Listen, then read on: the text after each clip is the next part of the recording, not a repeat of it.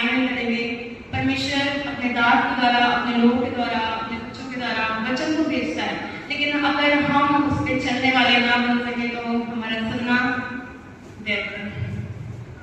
Hallelujah. हमारा सुनना व्यर्थ है अगर हम उसके वचनों पे ना चले।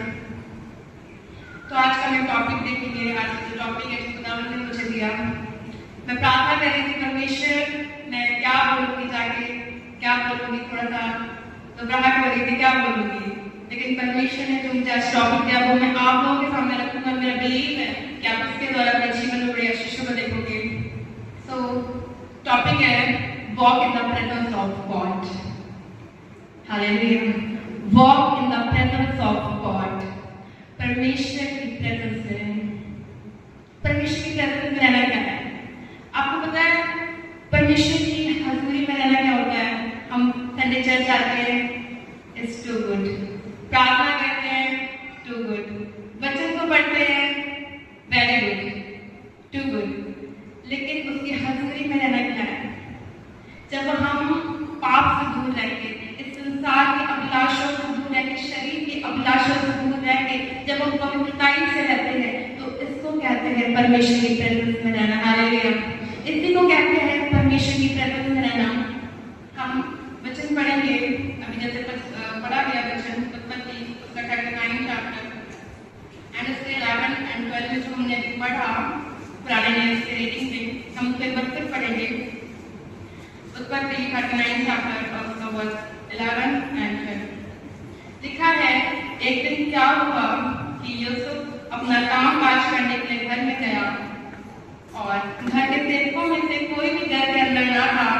तब उस स्त्री ने उसका वस्त्र पकड़कर कहा, मेरे साथ सो। पर वह अपना वस्त्र उसके हाथ से छोड़कर भागा और बाहर निकला। आप इस वचन की गहराई को समझ पा रहे हो क्या लिखा है? लिखा है कि वो उस स्त्री के पास से भागा। किस स्त्री के पास से? पोतीफर की पत्नी के पास से वो भागा।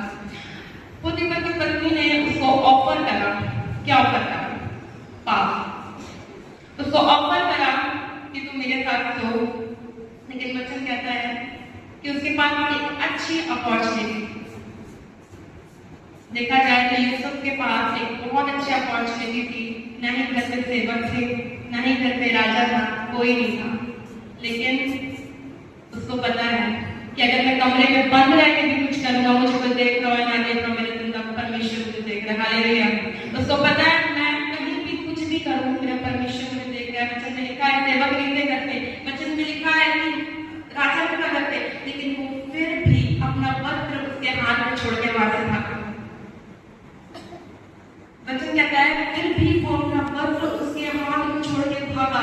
शैतान उसको ऑफर कर रहा था सामने से, शैतान सामने से ऑफर कर रहा था, उसके सामने परोस के रख रहा था, तेरे पास फुल चांस है।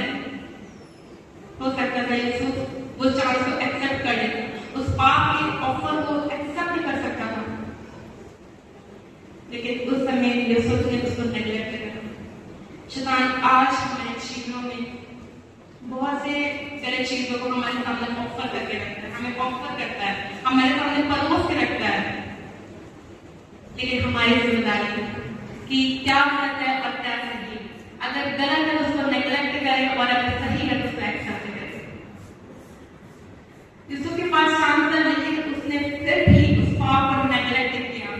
क्या हो सकता है किसी के पास चांस हो, फुल अपॉर्चुनिटी हो, गलत पैसा कमाने की फुल अपॉर्चुनिटी हो, गलत काम करने की फुल अपॉर्चुनिटी हो, फुल अपॉर्चुनिटी मैं कह रही हूँ, कोई नहीं था, लेकिन उसको पता था मेरा जिंदा खुदा मुझे देख रहा है। हालेलुया। उसको पता था मेरा जीवन खुदा मुझे हर समय देख रहा है। हमें इतना याद रखना है अपनी लाइफ में, हमें इतना याद रखना है अपनी लाइफ में कि कोई हमें देख रहा है या नहीं देख रहा है, हमारे पेरेंट्स हमें देख रहे हैं या नहीं देख रहे हैं, वो परमेश्वर सदा हमको देख रहा है। हालेलुया।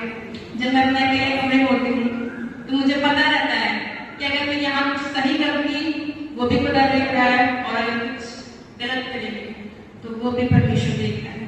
तो जब यूसुफ को देखते हैं, उसने उस पाप के अपॉर्चुनिटी को नेगलेक्ट करा, उस पाप के अपॉर्चुनिटी को एक्सेप्ट नहीं करा और वो वहां से भागा। उसके मन में तो ये चीज आई होगी कि अगर मैं यहाँ से निकल जाऊँ तो शायद मुझ पे कुछ गलत काम लगता है। भागा, मेरा कपड़ा उसके हाथ में, उसको पता था, लेकिन फिर भी वो वहां से भागा। हम अपने लाइफ में क्या देखते हैं? परमेश्वर की प्रेजेंस में रहना क्या है? फिर प्रार्थना कर लिया, फिर फास्टिंग कर ली, फिर वचन पढ़ लिया, फिर परमेश्वर की प्रेजेंस में रहना।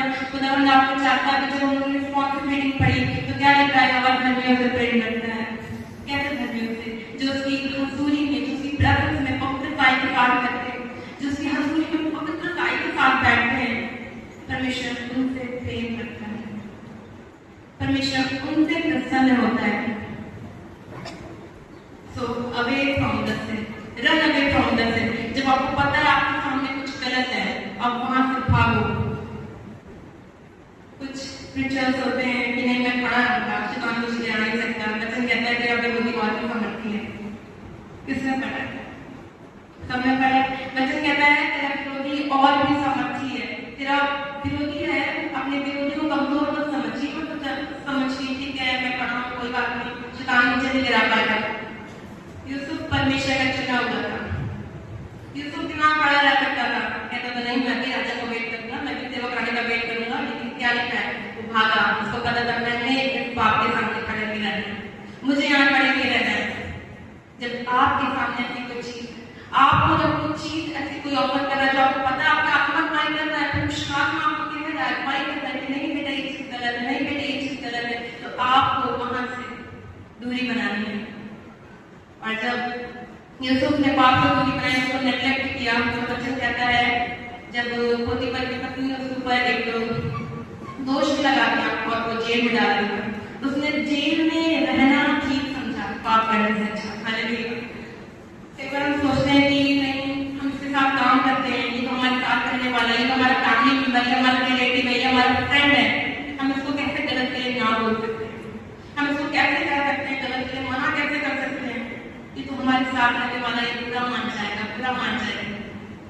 आपको याद रखना है कि अपने जीवन में आपको फर्स्ट प्रायोरिटी, प्रथम स्थान परमेश्वर को देना है। जब आप परमेश्वर को प्रथम स्थान हो, आप परमेश्वर को पहला स्थान हो, तो परमेश्वर आपको पहले खुदा रखेगा। आप सबसे ज्यादा अगर परमेश्वर की तरफ में चलने की जरूरत सबको है, मुझे नहीं है, सबको है, बट अगर सबसे ज्यादा आज देखा जाए तो यूथ में है। सबसे ज्यादा हम आज यूथ को देखते हैं कंफ्यूजन में, एंजाइटी में, डिप्रेशन में। क्यों है वो कंफ्यूज? क्यों है वो भटके हुए? क्यों है वो उनकी जिंदगी कंफ्यूजन में? क्यों है डिस्ट्रैक्ट? क्यों है वो इतने? व्हाई? बिकॉज वो परमेश्वर की प्रेजेंस में नहीं चल रहा।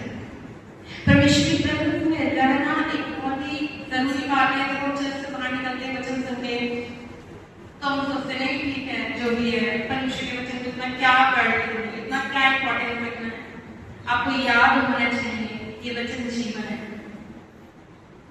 ये वचन ही से आपको जीवन मिलता है, ये वचन ही आपको बताता है आपको कैसे चलना है, आपको क्या करना है। So run away from the sin। खुदा का वचन कहता है तुम मेरी जीवित पत्री हो, तुम मेरी जीवित पत्री हो।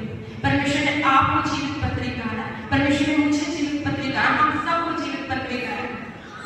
तो क्या हम उस चीज को रिप्रेजेंट कर पा रहे हैं? इमेजिन एक बंदा है और परमेश्वर की हजूरी में जाता है, हर संडे जाता है और बाहर अन्य लोगों के साथ बैठ के, अन्य यूथ के साथ बैठ के, अन्य फ्रेंड्स के साथ बैठ के तो वहां नशे कर रहा है, वहां बैठ के। सोचो वो किसको रिप्रेजेंट कर रहा है, वो किसको रिप्रेजेंट कर रहा है? क्या आपको उसके ऊपर ये वचन आ सकता है? क्या वो इस वचन के साथ अपने आपको टैली कर सकता है कि यस मैं परमेश्वर की जीवित पत्री हूँ? नहीं कर सकता।